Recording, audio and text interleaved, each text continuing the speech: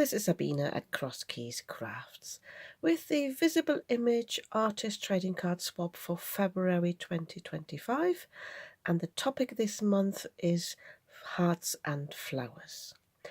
I had a look through my stash. I have got a few larger flower stems, but I thought I'm going to go with some smaller ones that come with the afternoon tea set. So I'll be working with these two here. And the only heart I could find is the one on the robot data set, which is this little one. So I thought I'll let just those stems inspire me. And my original thought was to create a background with a stencil. I've got a heart, well, it's like a mask stencil, but I cannot find all my stencils and masks. I recently rearranged all my things, and I know I've seen them. I probably put them in a folder. But I thought it's not a problem really. I'm probably just being blind and they're right in front of my nose. I get creative, and I reminded myself only this morning of a medium that I haven't used in a while, which is a gel plate. And you can create lovely backgrounds with a gel plate, and that's what I'm going to do today. So I don't need my stencils. I will just do it on here. I'm working on this. I think this is a sort of A5 gel plate, but I won't need the whole size, but I quite often do that, create a bigger piece, cut out my ATC, and then use the rest for the greeting card to go with it. So what I've got here for it, at first I thought, do I go for some pinks, make it look a bit like a Valentine's Day card? And yes, fair enough, I will be using some red after all. I've got the Lavinia Elements Emperor Red, but I didn't want to go in with a pink, mainly because my main pink is an oxide and I wasn't quite sure how well that works on the background. So what I'm going to do is here, I'm going to ink up my gel plate just with my brayer. So I'm inking that up, and I know this ink pad is quite juicy, so I don't really need a lot. And I'm just applying this all over it. Just pull it a little bit on top, and I'm just going over, not too often because I don't want to take the ink off again, but I need to go over it so that I don't have the imprint from the ink pad actually on the piece. So, and I've already put my little flowers here on the acrylic block. What I'm doing is I'm just pressing these down, not too harsh, because I don't want the edge of the stamp to sink into the gel plate, and then I'm stamping these off.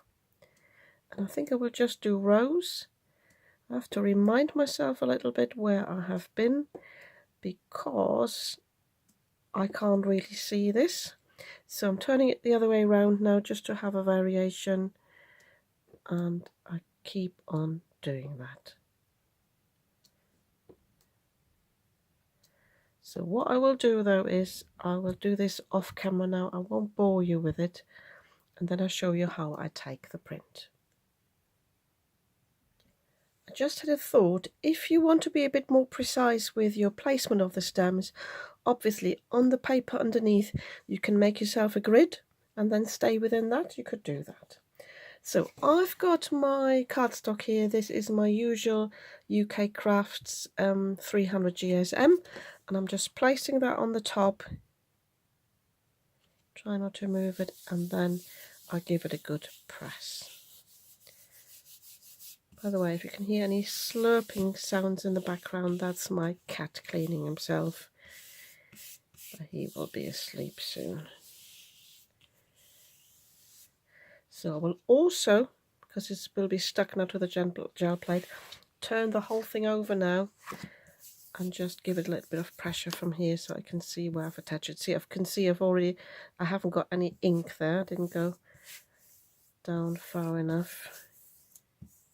So, and then I can peel this off. There we go. And I've got the flowers basically in white on this background. I've got a bit of a sort of shape on here, but again, it doesn't matter. I've got some white specks where I probably had some paint residue on here. I'm not bothered about these things. I like the effect of a gel plate. I know I also had some gold and silver residue on it, so I'm just taking the rest of the ink off there. I could have done a second print if I wanted to, but I just wanted to clean this up. And always when you've used your gel plates, put the other acetate on top and store it away so it doesn't dry out. One day I might treat myself to a new one, but at the moment this is working fine.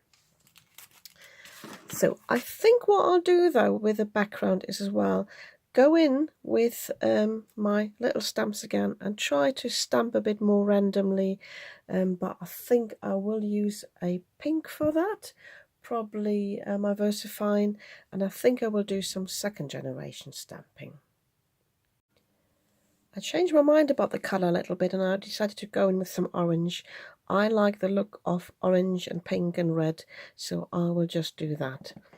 And I will definitely do some second generation, so I'm stamping it off on the side, and then it doesn't really matter. I mean, I could change the arrangement of the flowers on my acrylic block here, but I'm basically, I'll see what I've done to a certain first generation.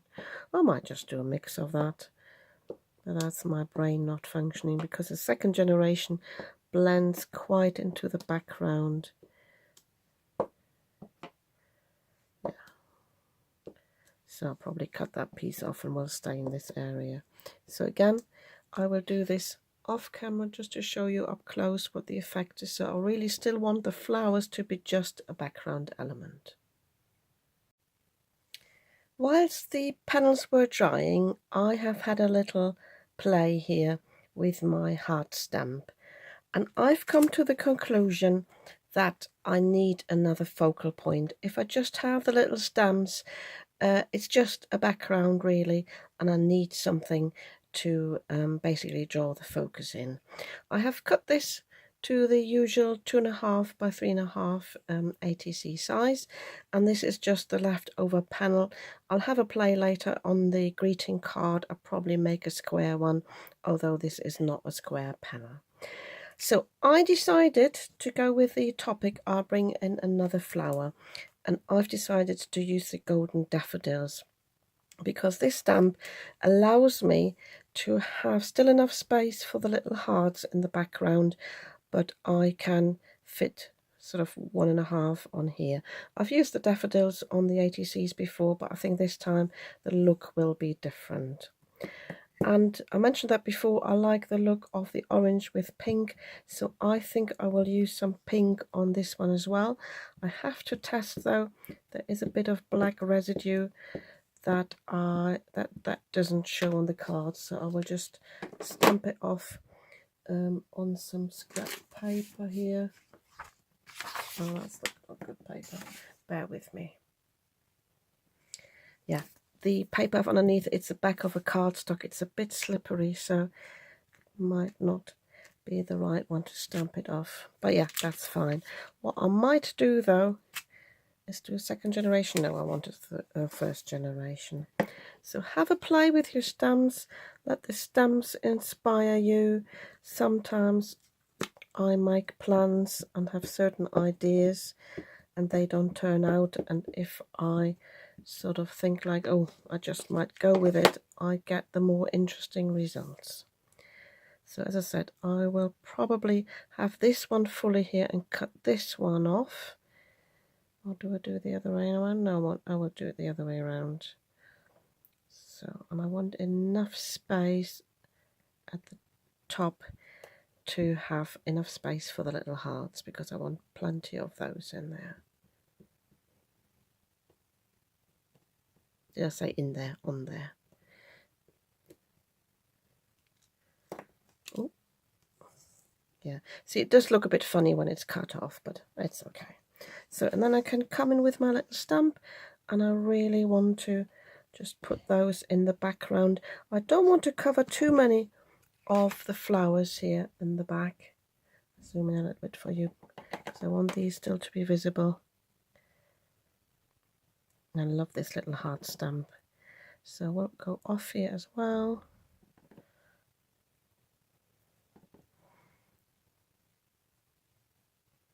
I don't want to look like this is part of the background. And I need to, I need to be a bit more mindful to give it even pressure. I had that on the trial run before as well, that I missed a little bit.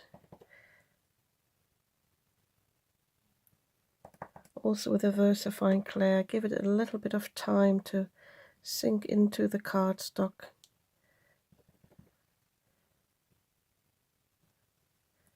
Yeah, I'm liking this. So do one down here. I'm thinking maybe one there, but I think that might overdo it. Yeah, I think I'll leave that. Let me just move it up close. So you can still see the background. This, by the way, is the first generation. This is where my brain didn't kick in, but it doesn't matter. I like the mix of it. I love the background on the gel plate, and I really like that. I'm having a think now whilst I'm having a coffee. I will do something similar on the greeting card, but I'll have a little think if it needs anything else. And I am contemplating whether I want to come in with my silver shimmer spray or if I want to colour in the flowers, because as I said, I want them to be a focus as well on this card. So I have decided to colour the flowers in, and there are different ways of doing that, obviously different media. I want a sort of subtle look. One option is to use my Elements inks and water them down with a brush. And then I thought I might just as well use my zig markers. I've got these here, but I got a scrap out of the bin of the background and had a trial run. Because these are water reactive and the background is water reactive, they will obviously mix with the background. And the green, for example, you can see the original green here, that wouldn't work, that gets too mucky. So I think I'll stick with that pink, and I've also got the yellow here. I'll have a little think about this. But this here is colour directly to the paper, and I've decided I want to water these down. I want these even to be subtler than here, and I want to be able to really sort of make them match the really light background. So I've got a tile here. I've already put some water on there, and I'm just putting the ink from the pens down here. This is the lighter pink. Oh, by the way, I think I didn't mention earlier, the hearts and the flowers are stamped in this VersaFine Clay Charming Pink. I think that's a lovely one. So I've got some brushes here, so I'm just picking up the water, mixing that into this, and just applied in the background. And this will also move the Emperor Red Elements ink in the background. And you can see immediately this is a much subtler look than I have if I apply it directly. You can apply it directly and then move it with water, but I really wanted it this way. So I will colour in the flowers here in this pink, and I was thinking about using the yellow for the stems, but I still haven't made my mind up about that. I think I'll do that off camera, and might come in with some green after all, because if I look closely I don't have too much red here, so I might get away with that.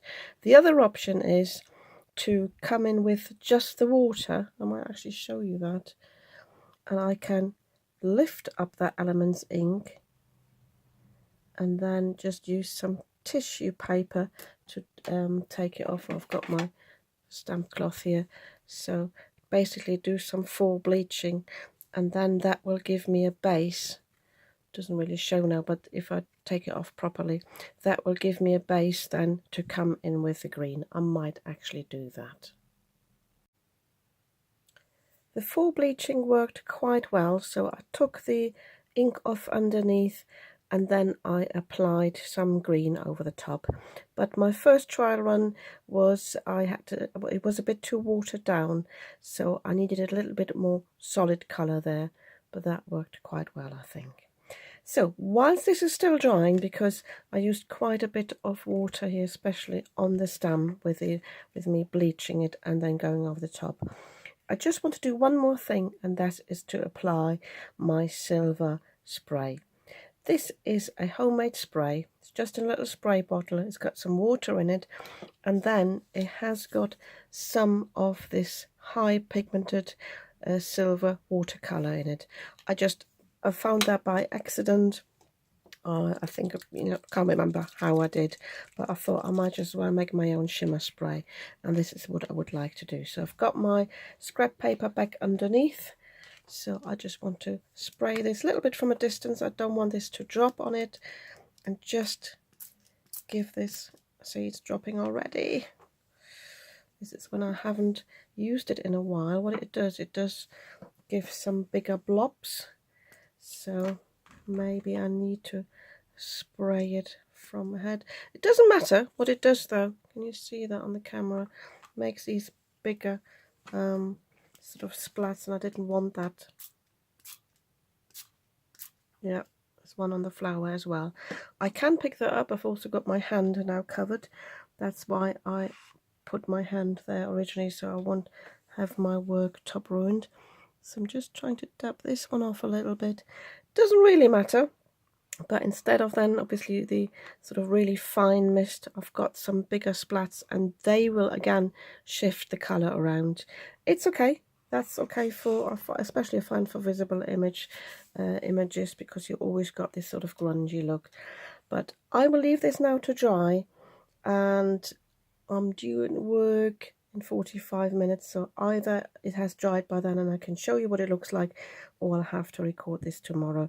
This already has got a little bit on it because it's gone all over the place. I should have done this really in my shoebox. It is the next day and I have just finished my card and my ATC.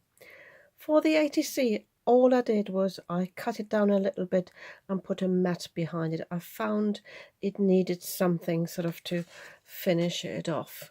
And I think it does make a difference if you've got a frame like round it. And I just cut it off on this side a little bit, and I think at the top, can't remember now. But yeah, I think it's really nice, and it's got this lovely shimmer to it.